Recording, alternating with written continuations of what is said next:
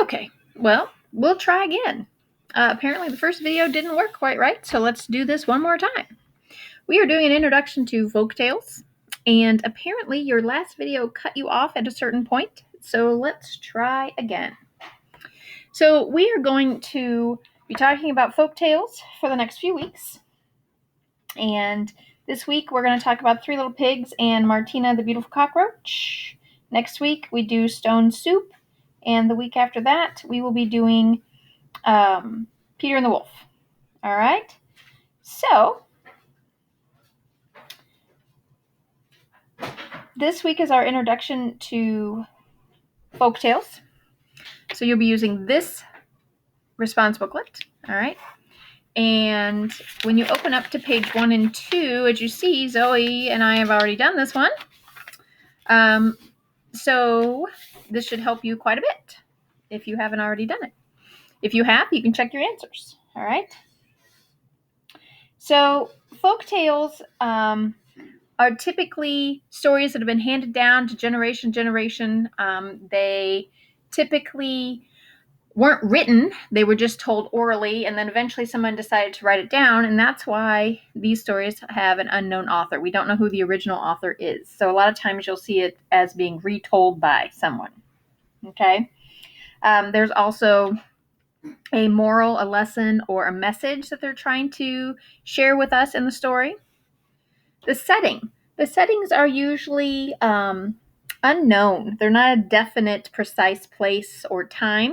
So sometimes they'll say once upon a time, long ago, in a land far away. Number 4, we have good and bad characters. If we think about the Three Little Pigs, we have the good and bad characters. We have good characters of the pigs, and we have the bad character, the wolf. All right, if we think about Cinderella, which is also a folk tale, we can see Cinderella and her stepmother and stepsisters as the good and evil characters. And then moving on, the events happen in threes. So in the Three Little Pigs, we have the 3 pigs building houses out of 3 different materials, but we also have the third pig going to 3 places trying to outsmart the fox. So the pig goes to the turnip garden, the apple tree, and the fair. Number 6, we have a problem and solution. So each story is going to have a problem, and that problem is going to be solved by a good character. Okay, so you're going to have a problem and a solution.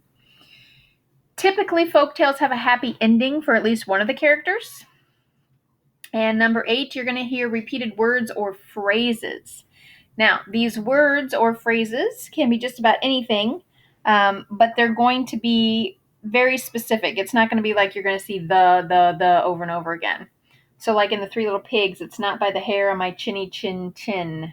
All right, that's a repeated phrase. So if you have read the Three Little Pigs on the link that I sent out, you will notice that all of the elements from a folktale are in the Three Little Pigs. We have an unknown author.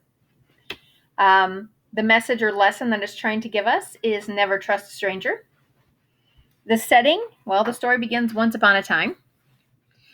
There are good and bad characters, as I said. The pigs are the good characters. The wolf is the bad character. The events happen in threes, as I said.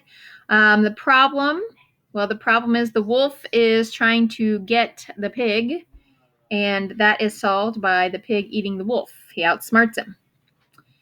Is there a happy ending? Yes, the pig wins. He outsmarts him. And again, the words that are repeated, not by the hair on my chinny chin chin. Okay? So those are the things that we're going to look for in a folk tale.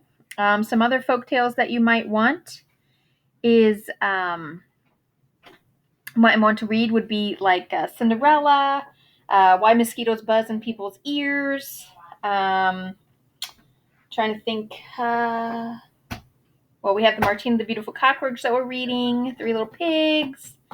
There are others, but we're going to focus on those for the most part.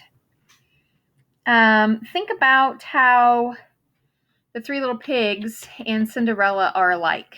All right, think about that for just a minute and kind of talk about that with your grown-up that's with you. Decide what Decide what things they have in common. How are they alike? Okay. You're probably going to find a lot of these elements are a yes for both the Three Little Pigs and Cinderella. All right. If you have any questions or thoughts that you want to share with me, feel free to contact me. I've had a couple friends have their parent text me. I've actually talked to one of our friends on the phone during FaceTime to answer some questions. So if you need to, I'm always here.